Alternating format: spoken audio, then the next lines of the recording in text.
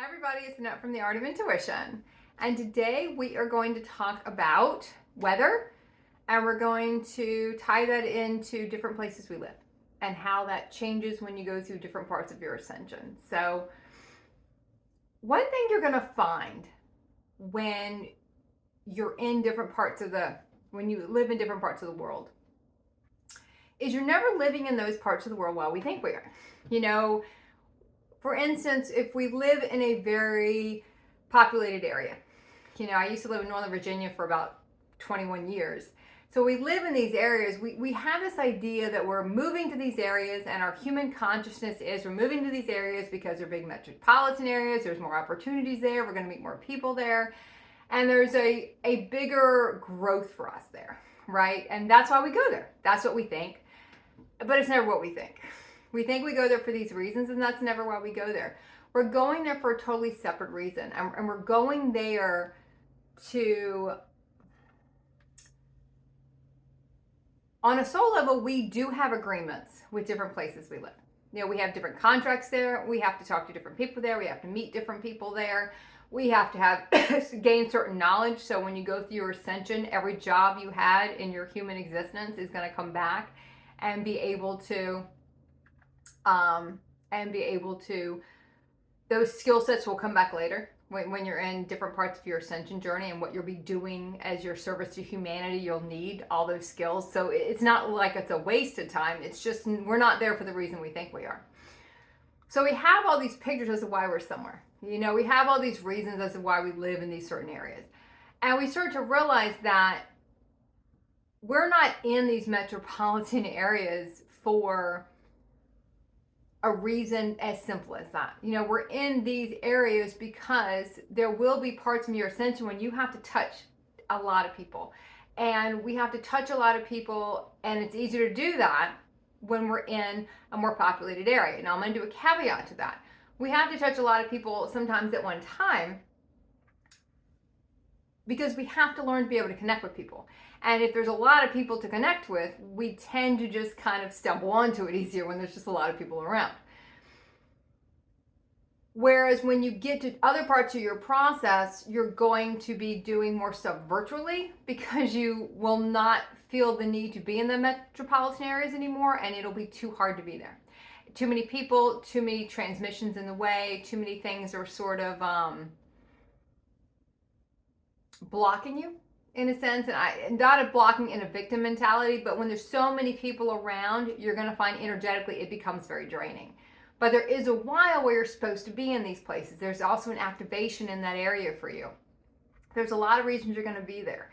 It's just not the reasons you think. And as you go into living in more rural areas, which a lot of us do after a while because it becomes too much to be in these metropolitan areas, even if you live by yourself, there's so many people that were around me, even though I live technically by myself, but when you have condos, right next door to you, and the houses are this far apart, technically everyone is still in your field, even though there's no one actually in your house. So you're going to find you're going to go through a lot of different iterations of that.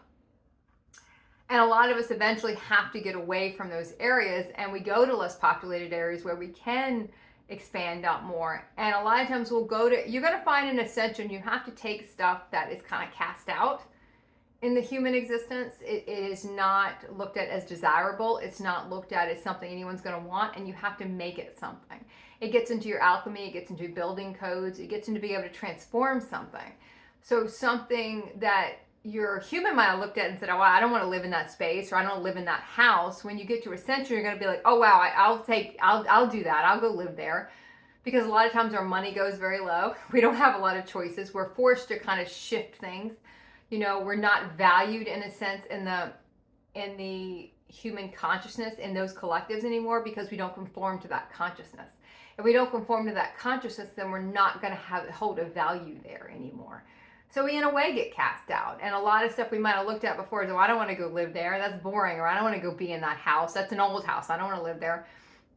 You're going to find you totally transform that. If it's around nature, if there's places to walk, you'll be like, oh, I kind of want to live in that space. I don't care if the house is old. I can transform the house into something beautiful. It gets into be able to do that and show other people how to do that. We go to the rural areas because it gives us more chance to expand out. We go to the mountainous areas for different parts of our journey. Then you might find yourself near the beach. The last 3 years, I was around a lake because I was going through so much clearing that the water, the ocean, the lake, they help you clear. It helps you clear. So when you're a big clearing phase, as I have been in the last 3 or 4 years, I needed to be around water, right? And that's where I was kind of plopped, right around water, in a metropolis area in a sense, but still around water. So I was able to walk the lake a lot and really be able to clear. And it was pivotal. But when that when that heavy clearing was over for me, I would move to a more of a mountainous area, where now the mountains take you kind of deeper in. It's kind of the depths of your soul again. So it takes you into a different part of your body. So you can connect deeper and deeper and deeper within, because the more you clear, the more you're able to connect deeper within. Because the clearing is what connects you deeper and deeper and deeper and deeper within, which is important for us to know how to do and understand how to do that, and understand that we're not in these places while we think we are. We're in them for particular reasons. So you're going to find you're going to be all around. Like right now, I'm really not close to bodies of water, but I haven't needed that. A lot of us eventually will kind of end up in some type of mishmash between both, where you might live in an area in the mountains, but you could get to a body of water within like 45 minutes or 30 minutes, and you have kind of the best of both worlds.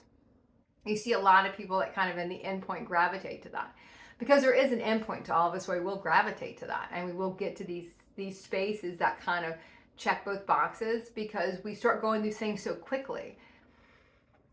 In the beginning and middle, and when you're first really getting into the depths of that ascension journey, it seems to take longer to do stuff because we do fight the process. We don't, it's so much to clear. It takes us longer. There's so much we got to clear from our body template to raise our body vibration, our body consciousness.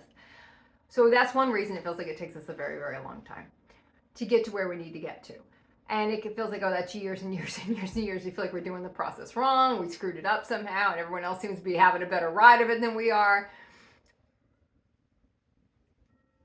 And we get to these spaces where we don't understand why it's taking us so long to get to a certain spot, right? And then as you go through it, you learn to clear things quicker. You learn to honor the clearing. You understand that's what you're doing. All of a sudden, it gets a little bit faster. So when you might have needed to be by a body of water for 3 years to have these deep clearings, now might only need to go to a body of water once a month or 4 or 5 hours every once in a while to get a clearing done, because you've gotten more proficient at it. We don't fight the process anymore. We understand the importance of the process. And it's not as visceral and that's not saying you're not going to have some big ones come up, but it's not as visceral as it was in the beginning, because we're kind of old hat at it, and we understand that's what our body's trying to do. We have the consciousness, the body consciousness, the higher consciousness to understand, hey, I'm trying to clear here. I understand why I need to go to that body of water. I'm not going to procrastinate going there. I'm just going to go there and get it done. I'm going to go there and get all this stuff done so I can then move on to the next state of what I'm supposed to be doing. So there's so much of that we will go through. Now, in accordance with that, you're going to find other things stop bothering you.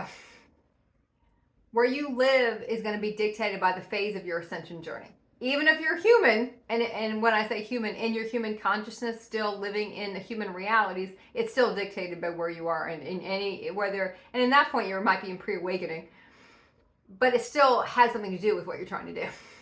If you're living in Egypt, you're activating your Egyptian codes, you're activating your, Egyptian bloodlines, your royal bloodline. So it doesn't matter where you are, if you're not even in ascension yet. You can look back and see when you were pre-ascension, pre-awakening, you still would have a purpose there, and it's not the purpose you thought. That's why a lot of us will go through periods of traveling for a while, because we're trying to activate in different places. And then it moves after a while to where we're activating different places, and then we're also helping grid the planet by taking our consciousness there, because now our consciousness is high enough to actually contribute to the area. And we're able to now give something to that area instead of just absorbing from that area. But you're gonna find weather won't affect you anymore. Like today, it is raining. It's been raining all day. When I was human, weather really affected me. And when I was in my human consciousness, living from that template, and if you're in your human consciousness, you're living from that human template in your body. That dictates your reality. And we're very much agitated by weather when we're in our human consciousness. It bothers us when it rains. You know, we want to see the sunshine. There's certain parts of the weather we don't enjoy. When we start, especially in the United States, when we do the daylight savings time and all of a sudden it's dark again, and it's dark at 4 or 5 o'clock, it bothers us. In our human consciousness, it bothers us. It's more of setting with yourself. When it's darker earlier, there's not as many distractions. You're in that dark. It's kind of you're in your own darkness in a sense, and it makes you kind of go within more. And we don't like that, so we resist that. So we have this sort of this almost depression about it. It's that depression about, oh, it's dark, now I'm depressed, because you're not being able to feed on anything outside anymore. And it takes us deeper in. It takes us into those clearings of all that stuff, all the self-worth, all the anger, all the loss of power we have. And when these certain things start happening outside, they really, really affect who we are. And they really affect how we feel about ourselves. So you're going to notice it doesn't bother you. Sunny days, rainy days, they don't bother me. The change in time, the light and the darkness, it does not bother me at all. And it used to. I can remember back in 2015, 2016, it was really tough when it got dark at 4 or 5 o'clock in the afternoon. It really hampered my mood. It changed my mood. But I was still getting a lot of that. I was still trying to get charged. Because we're so unplugged from our soul, we try to charge from the outside in. And we use all these things to charge ourselves.